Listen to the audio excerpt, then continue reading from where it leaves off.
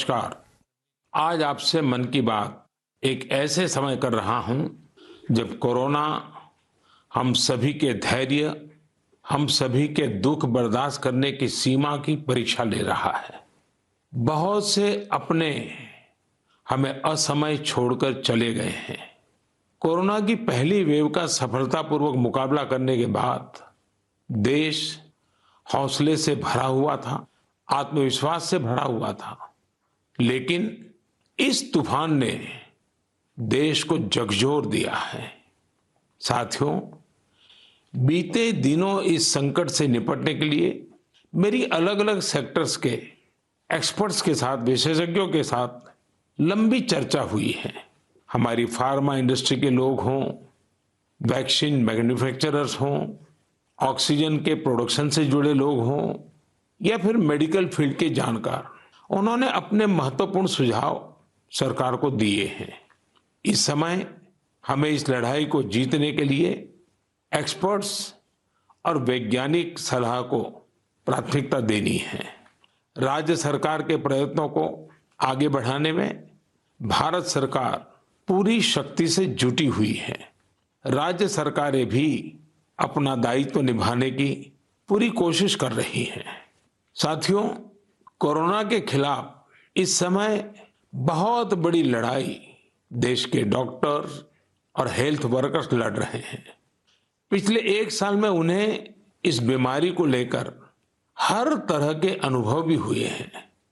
हमारे साथ इस समय मुंबई से प्रसिद्ध डॉक्टर शशांक जोशी जी जुड़ रहे हैं। डॉक्टर शशांक जी को कोरोना के इलाज और इससे जुड़ी रिसर्च का बहुत जमीनी अनुभव है। वो इंडियन कॉलेज ऑफ फिजिशियंस के डीन भी रह चुके हैं। आइए बात करते हैं डॉक्टर शशांक से। नमस्कार डॉक्टर शशांक जी। नमस्कार सर। अभी कुछ दिन पहले ही मुझे आपसे बात करने का अवसर मिला था। आपके विचारों की स्पष्टता मुझे बहुत अच्छी लगी थी। मुझे लगा देश के सभी नागरिकों को आपके विचार जानने चाहिए। जो बातें सुनने में आती है उसी को मैं एक सवाल के रूप में आपके सामने प्रस्तुत करता हूं। डॉक्टर शशांक, आप लोग इस समय दिन रात जीवन रक्षा के काम में लगे हुए हैं। सबसे पहले तो मैं चाहूंगा कि आप सेकंड वेव के बारे में लोगों को बताएं। मेडिकली ये कैसे अलग है और क्या-क्या सावधानी जरूरी है? धन्यवाद सर। ये जो दूसरी बाढ़ आई है ये तेजी से आई है, तो जितनी पहली बाढ़ थी उससे ये वायरस ज्यादा तेज चल रहा है। लेकिन अच्छी बात यह है कि उससे ज्यादा रफ्तार से रिकवरी भी है और मृत्यु दर काफी कम है। इसमें 2-3 फर्क है। पहली तो ये युवाओं में और बच्चों में भी थोड़ा दिखाई दे रहा है। उसके जो लक्षण हैं, पहले जैसे लक्षण थे, सांस चढ़ना, सूखा खांसी आना, बुखार आना, ये तो सब है ही, पर उसके साथ थोड़ा गंध जाना, स्वाद चला जाना, ये भी है। और लोग थोड़े भयभीत हुए। भयभीत होने की बिल्कुल जरूरत नहीं है। 80-90% लोगों में इसमें कोई भी लक्षण नहीं दिखाई देते हैं। ये म्यूटेशन जो बोलते हैं, घबराने की बात नहीं है। ये म्यूटेशन होते रहते हैं। जैसे हम कपड़े बदलते हैं वैसे वायरस भी अपना रंग बदल रहा है, और इसलिए बिल्कुल डरने की बात नहीं है। और ये वेव को हम पाल कर देंगे। वेव आती जाती है और ये वायरस आते जाते रहता है। तो यही अलग अलग लक्षण हैं और मेडिकली हमको सतर्क रहना चाहिए।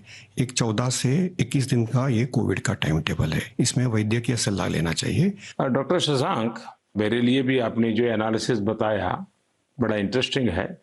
मुझे कई चिट्ठियां मिली हैं जिसमें ट्रीटमेंट के बारे में भी लोगों की बहुत सी आशंकाएं हैं। कुछ दवाओं की मांग बहुत ज्यादा है। इसलिए मैं चाहता हूं कि कोविड के ट्रीटमेंट के बारे में भी आप लोगों को जरूर बताएं।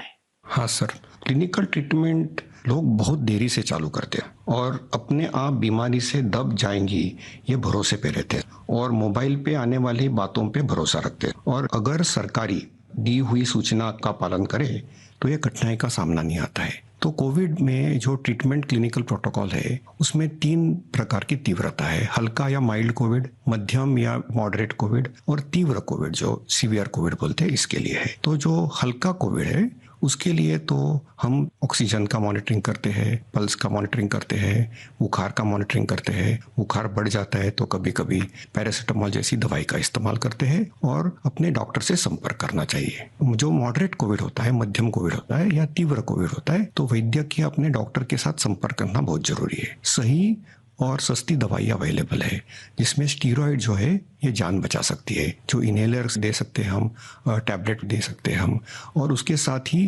प्राणवायु जो ऑक्सीजन है वो देना पड़ता है और इसके लिए छोटे छोटे इलाज है। लेकिन अक्सर क्या हो रहा है कि एक नई एक्सपेरिमेंटल दवाई है जिसका नाम है रेमडेसिविर। ये दवाई से एक चीज जरूर होती है कि अस्पताल में 2-3 दिन कम रहना पड़ता है और क्लिनिकल रिकवरी में थोड़ी सी उसकी एड होती है। ये भी दवाई कम काम करती है जब पहले 9-10 दिन में दी जाती है और ये 5 ही दिन लेनी पड़ती है। तो ये लोग जो दौड़ रहे हैं रेमडेसिविर के पीछे, ये बिल्कुल दौड़ना नहीं चाहिए। ये दवाई की थोड़ा काम है, जिनको ऑक्सीजन लगता है, प्राणवायु ऑक्सीजन लगता है, जो अस्पताल में भर्ती होते हैं और डॉक्टर जब बताते तभी लेना चाहिए। तो ये बहुत जरूरी है सब लोगों को समझना। हम प्राणायाम करेंगे, हमारे शरीर के जो लंग्स है उसको थोड़ा एक्सपांड करेंगे और जो हमारी खून पतली करने वाली जो इंजेक्शन आती है जिसको हम हिपैरिन बोलते हैं, ये छोटी छोटी दवाइयाँ देंगे तो 98% लोग सर ठीक हो जाते हैं। तो पॉजिटिव रहना बहुत जरूरी है। ट्रीटमेंट प्रोटोकॉल वैद्य के सलाह से लेना बहुत जरूरी है और ये जो महंगी महंगी दवाई है उसके पीछे दौड़ने की कोई जरूरत नहीं है सर। अपने पास अच्छे इलाज चालू है, प्राणवायु ऑक्सीजन है, वेंटिलेटर की भी सुविधा है, सब कुछ है सर। और कभी कभी ये दवाई यदि मिल जाती है तो योग्य लोगों में ही देनी चाहिए। तो इसके लिए बहुत भ्रम पैदा हुआ है और इसलिए ये स्पष्टीकरण देना चाहता हूँ सर कि अपने पास वर्ल्ड की सबसे बेस्ट ट्रीटमेंट अवेलेबल है। आप देखेंगे कि भारत में सबसे अच्छा रिकवरी रेट है।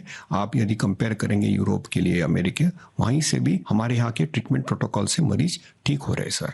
डॉक्टर शशांक, आपका बहुत बहुत धन्यवाद। डॉक्टर शशांक ने जो जानकारियां हमें दी वो बहुत जरूरी हैं और हम सबके काम आएगी। साथियों, मैं आप सबसे आग्रह करता हूं, आपको अगर कोई भी जानकारी चाहिए हो, कोई और आशंका हो, तो सही सोर्स से ही जानकारी लें। आपके जो फैमिली डॉक्टर हो, आसपास के जो डॉक्टर्स हो, आप उनसे फोन से संपर्क करके सलाह लीजिए। मैं देख रहा हूं कि हमारे बहुत से डॉक्टर खुद भी ये जिम्मेदारी उठा रहे हैं। कई डॉक्टर्स सोशल मीडिया के जरिए लोगों को जानकारी दे रहे हैं, फोन पर, व्हाट्सएप पर भी काउंसलिंग कर रहे हैं। कई हॉस्पिटल की वेबसाइटें हैं जहां जानकारियां भी उपलब्ध हैं और वहां आप डॉक्टर से परामर्श भी ले सकते हैं। ये बहुत सराहनीय है। मेरे साथ श्रीनगर से डॉक्टर नावीद नजीर शाह जुड़ रहे हैं। डॉक्टर नावीद श्रीनगर के गवर्नमेंट मेडिकल कॉलेज में प्रोफेसर हैं। नावीद जी अपनी देखरेख में अनेकों कोरोना पेशेंट्स को ठीक कर चुके हैं और रमजान के इस पवित्र माह में डॉक्टर नावीद अपना कार्य भी निभा रहे हैं और उन्होंने हमसे बातचीत के लिए समय भी निकाला है। आइए उन्हीं से बात करते हैं। नावीद जी नमस्कार। नमस्कार सर। डॉक्टर नावीद, मन की बात के हमारे श्रोताओं ने इस मुश्किल समय में पैनिक मैनेजमेंट का सवाल उठाया है। आप अपने अनुभव से उन्हें क्या जवाब देंगे?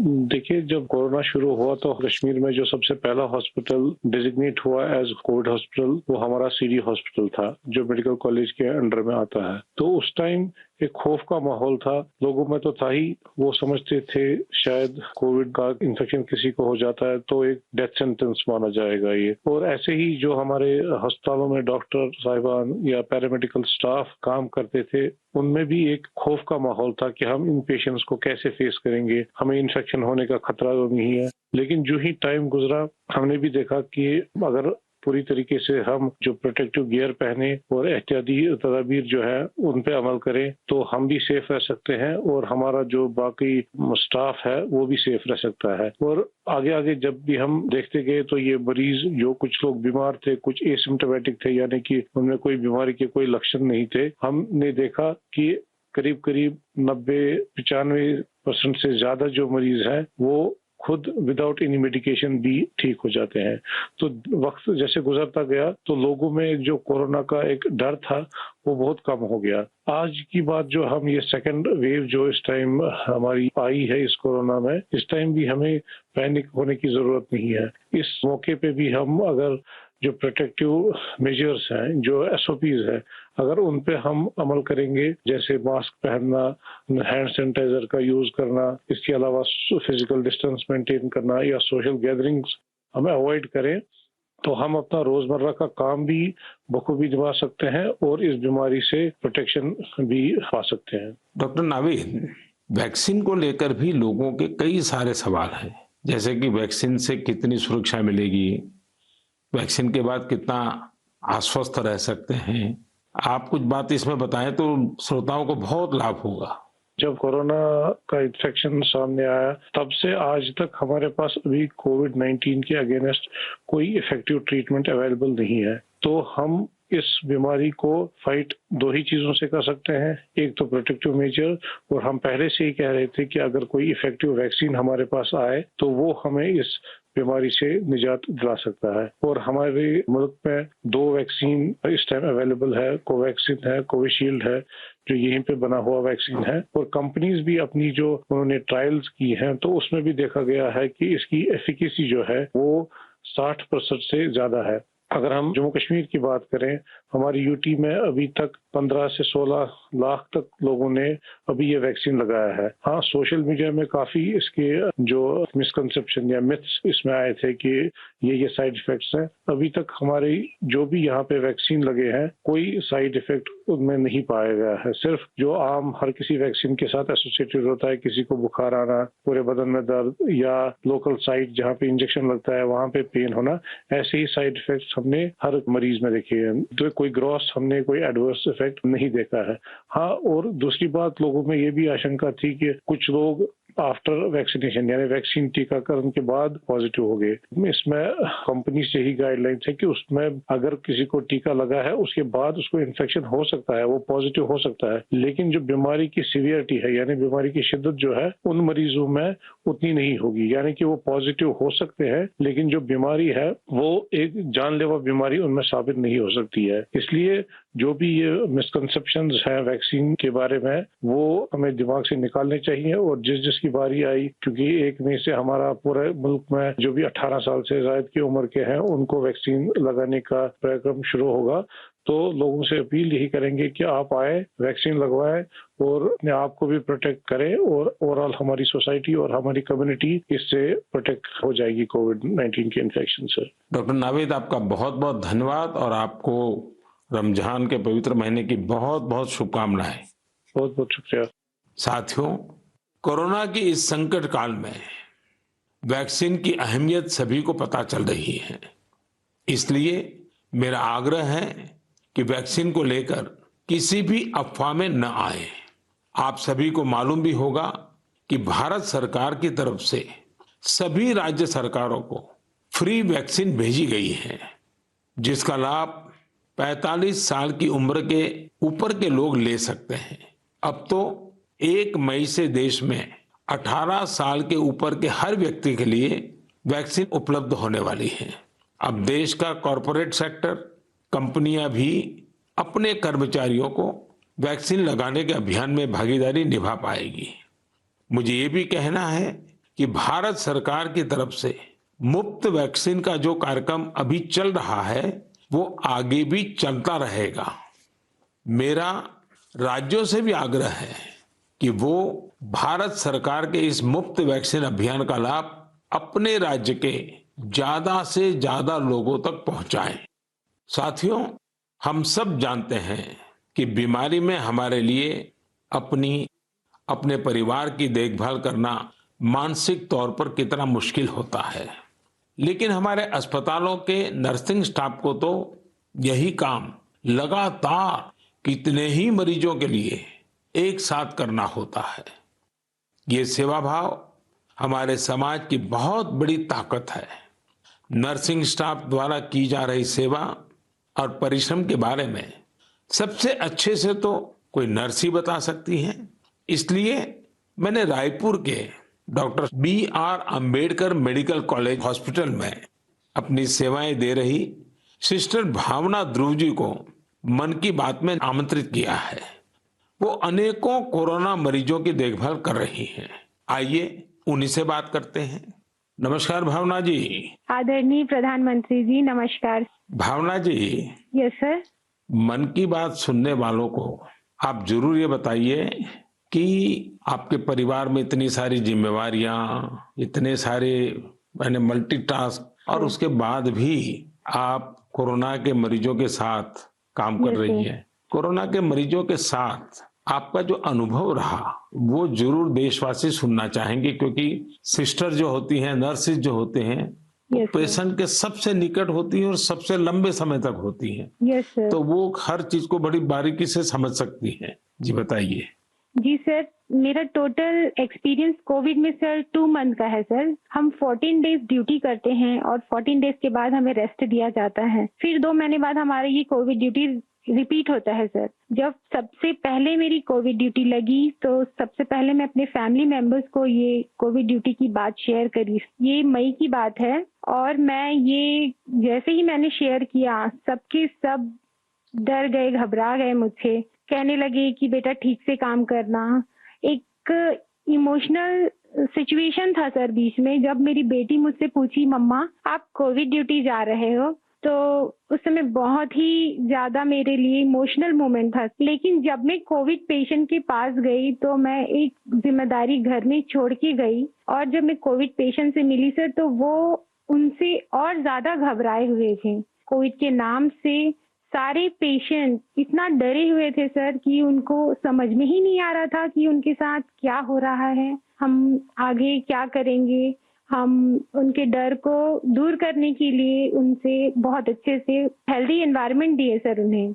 हमें जब ये कोविड ड्यूटी करने को कहा गया तो सर सबसे पहले हमको पीपी किट पहनने के लिए कहा गया सर, जो कि बहुत ही कठिन है पीपी किट को पहन करके ड्यूटी करना। सर ये बहुत टफ था हमारे लिए। मैंने 2 मंथ की ड्यूटी में हर जगह 14-14 दिन ड्यूटी किए, वार्ड में, आईसीयू में, आइसोलेशन में सर। यानी कुल मिलाकर तो आप 1 साल से इसी काम को कर रही है। Yes sir. वहाँ जाने से पहले मुझे नहीं पता था कि मेरे कलीग्स कौन है। हम एक टीम मेंबर की तरह काम किए सर। उनका जो भी प्रॉब्लम थे उनको शेयर किए, हम जाने पेशेंट के बारे में और उनका स्टिग्मा दूर किया सर। कई लोग ऐसे थे सर कि जो कोविड के नाम से ही डरते थे।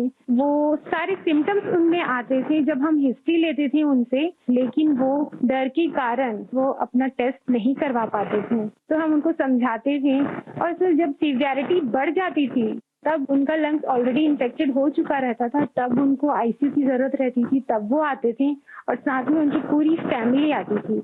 तो ऐसा 1-2 केस हमने देखा सर।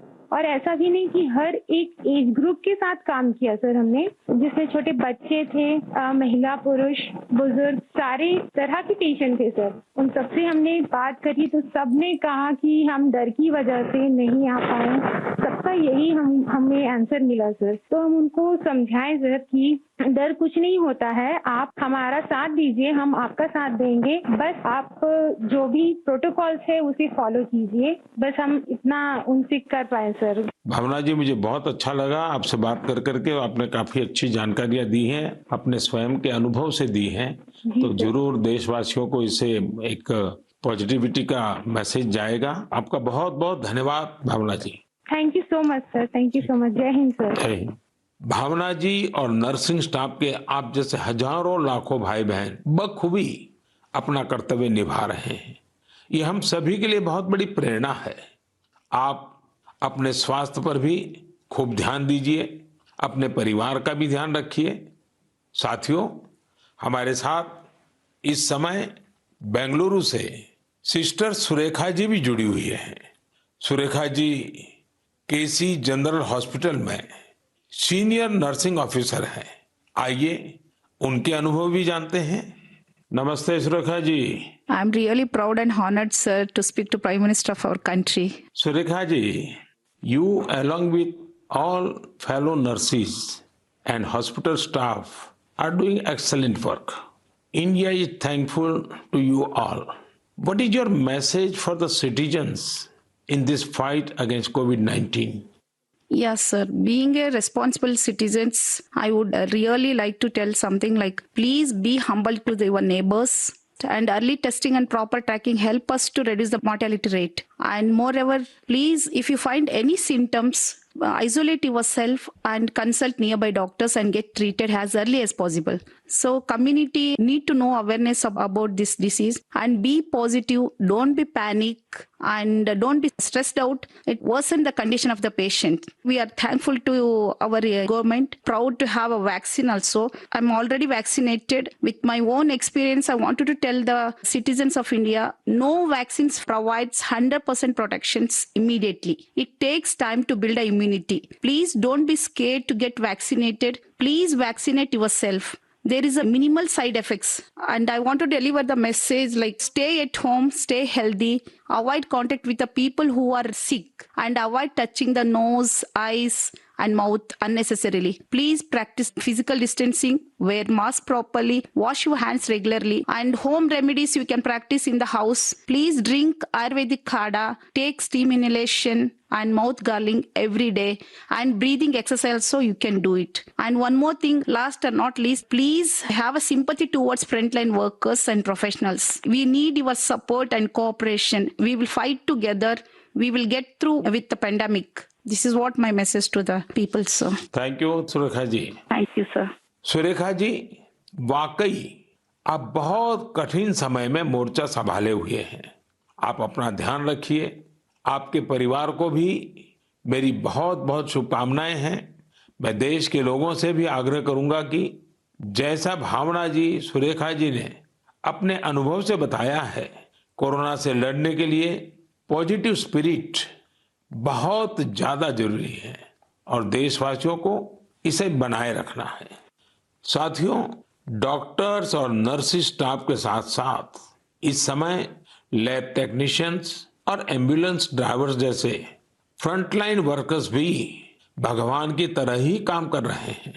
जब कोई एम्बुलेंस किसी मरीज तक पहुंचती है तो उन्हें एम्बुलेंस ड्राइवर देवदूत जैसा ही लगता है. इन सब की सेवाओं के बारे में, इनके अनुभव के बारे में देश को जरूर जानना चाहिए. मेरे साथ अभी ऐसे ही एक सज्जन है, श्रीमान प्रेम वर्मा जी, जो कि एक एम्बुलेंस ड्राइवर है. जैसा कि इनके नाम से ही पता चलता है, प्रेम वर्मा जी अपने काम को, अपने कर्तव्य को पूरे प्रेम और लगन से करते हैं. आइए उनसे बात करते हैं. नमस्ते प्रेम जी. नमस्ते सर जी. भाई प्रेम, हाँ जी सर. आप अपने कार्य के बारे में हाँ जी. जरा विस्तार से बताइए. आपका जो अनुभव है वो भी बताइए. मैं गेट्स एम्बुलेंस में ड्राइवर की पोस्ट पे हूँ. हाँ. और जैसे ही कंट्रोल हमें एक टैब पे कॉल देता है, 102 से जो कॉल आती है, हम मूव करते हैं पेशेंट के पास. हम पेशेंट को जाते हैं उनके पास. तो 2 साल से हम कंटिन्यू कर रहे हैं काम. अपना किट पहन के, ग्लव्स, मास्क पहन के पेशेंट को जहां वो ड्रॉप करने के लिए कहते हैं, जो भी हॉस्पिटल में, हम जल्दी से जल्दी उनको ड्रॉप करते हैं. आपको तो वैक्सीन की दोनों डोज लग गई होगी. बिल्कुल सर. तो दूसरे लोगों को वैक्सीन लगवाएं, इसके लिए आपका क्या संदेश है? सर बिल्कुल सभी को ये डोज लगवानी चाहिए और अच्छी ही है फैमिली के लिए भी. अब मुझे मेरी मम्मी कहती है ये नौकरी छोड़ दो. मैंने बोला मम्मी, अगर मैं भी नौकरी छोड़ के बैठ जाऊंगा तो सब और पेशेंट को कैसे कौन छोड़ने जाएगा, क्योंकि सब इस कोरोना काल में सब भाग रहे हैं, सब नौकरी छोड़ के जा रहे हैं. मम्मी भी मुझे बोलती है कि बेटा ये नौकरी छोड़ दे. मैंने बोला नहीं मम्मी, मैं नौकरी नहीं छोड़ूंगा. प्रेम जी, माँ को दुखी मत करना, नहीं माँ सर. को समझाना. हाँ जी. लेकिन ये जो आपने माँ वाली बात बताई ना, हाँ जी. ये बहुत ही छूने वाली है. आपकी माता जी को भी हाँ जी. मेरा प्रणाम कहिएगा.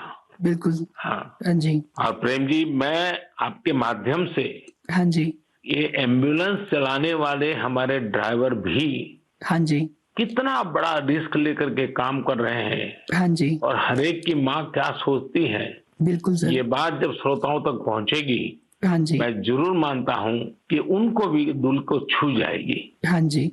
प्रेम जी, बहुत बहुत धन्यवाद. आप एक प्रकार से प्रेम की गंगा बहा रहे हैं. धन्यवाद सर जी. धन्यवाद भैया. धन्यवाद.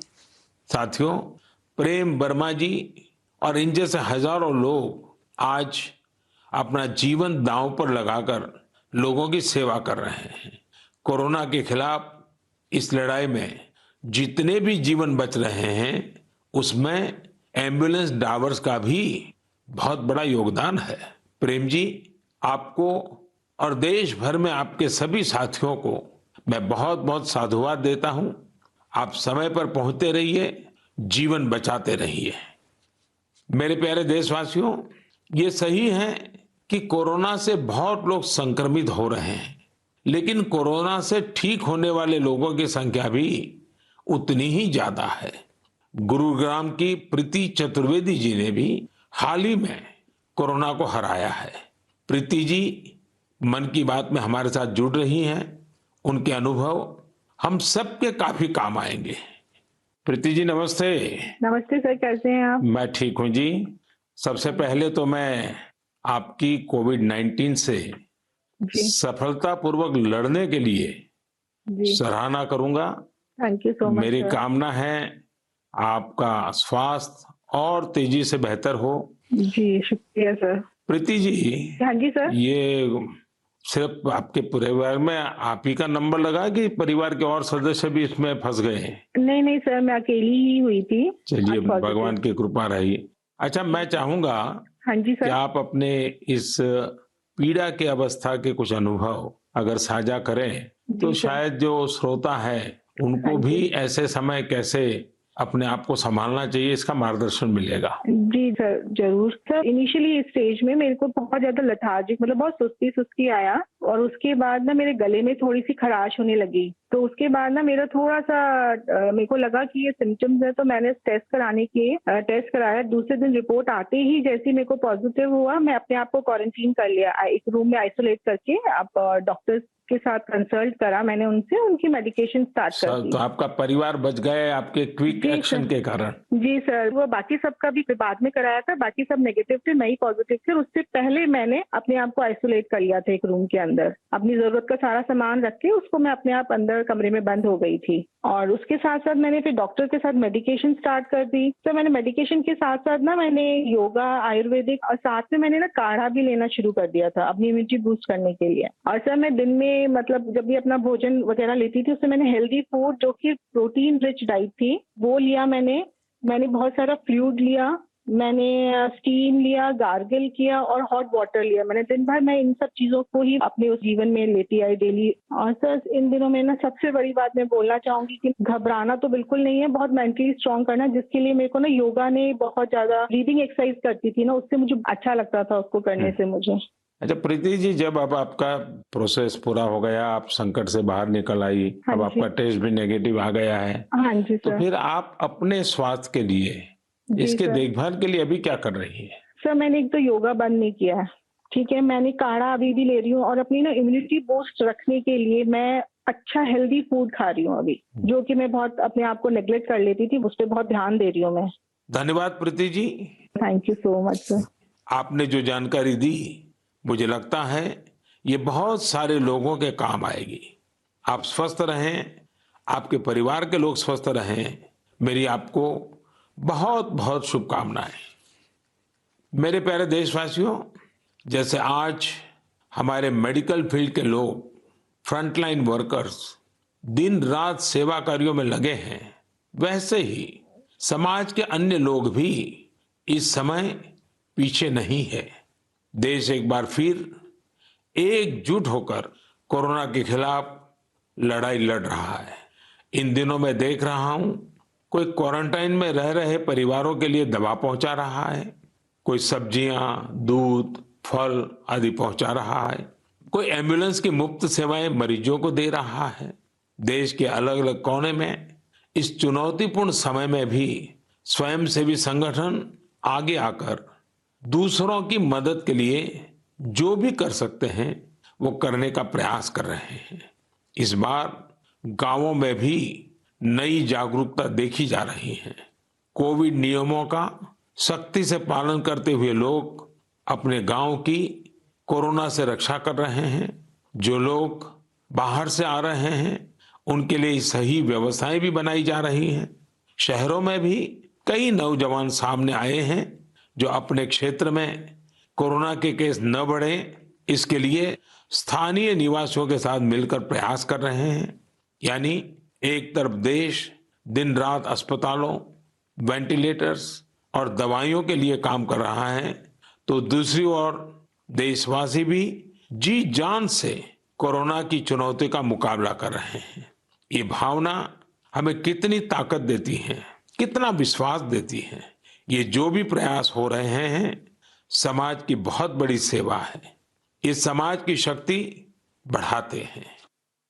मेरे प्यारे देशवासियों, आज मन की बात की पूरी चर्चा को हमने कोरोना महामारी पर ही रखा, क्योंकि आज हमारी सबसे बड़ी प्राथमिकता है इस बीमारी को हराना।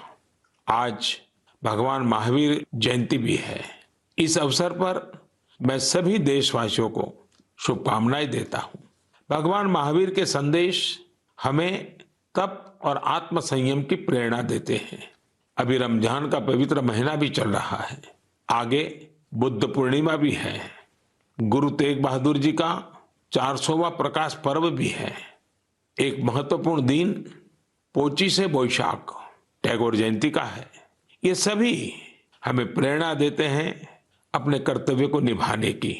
एक नागरिक के तौर पर हम अपने जीवन में जितनी कुशलता से अपने कर्तव्यों को निभाएंगे, संकट से मुक्त होकर भविष्य के रास्ते पर उतनी ही तेजी से आगे बढ़ेंगे। इसी कामना के साथ मैं आप सभी से एक बार फिर आग्रह करता हूं कि वैक्सीन हम सबको लगवाना है और पूरी सावधानी भी रखनी है। दवाई भी, कड़ाई भी, इस मंत्र को कभी भी नहीं भूलना है। हम जल्द ही साथ मिलकर इस आपदा से बाहर आएंगे। इसी विश्वास के साथ आप सभी का बहुत बहुत धन्यवाद। नमस्कार।